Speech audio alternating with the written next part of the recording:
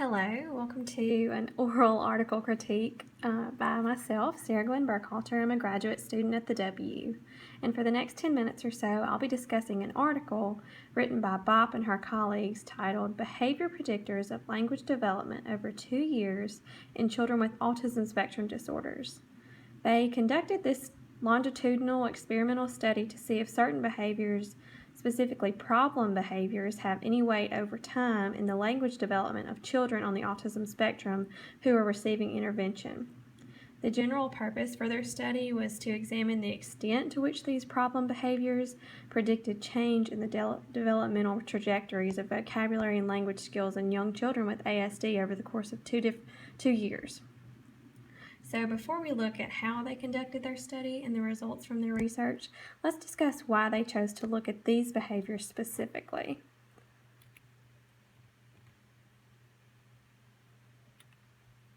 Okay, so variables linked to differences in development for children with autism spectrum disorders have been well researched.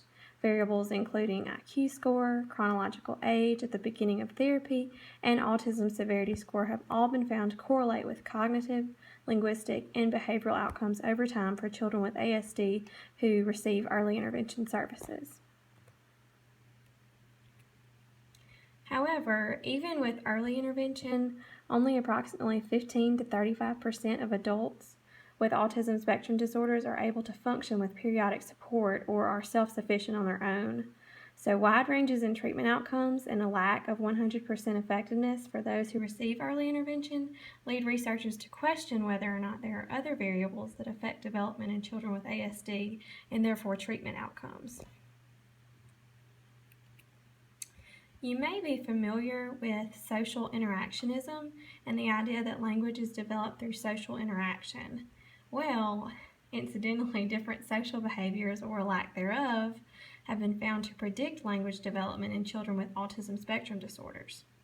What have not received much attention up to this point, though, are problem behaviors and their potential impact on language development in children with ASD. This study was designed to do just that by exploring the relationships between 5 different problem behaviors and language development in that population. So now that we know the why for this study, let's take a look at how they carried it out. Participants for this study included 69 children, 58 were males and 11 were females, and they had an average age of 4 years, 2 months. 55 of the children were diagnosed with autism and 14 were diagnosed with pervasive developmental disorder not otherwise specified, which at that time was still a label. Each child received 15 to 20 hours per week of year-round early intervention services for 2 years. And in general, the intervention consisted of one-to-one instruction based on the principles of applied behavioral analysis.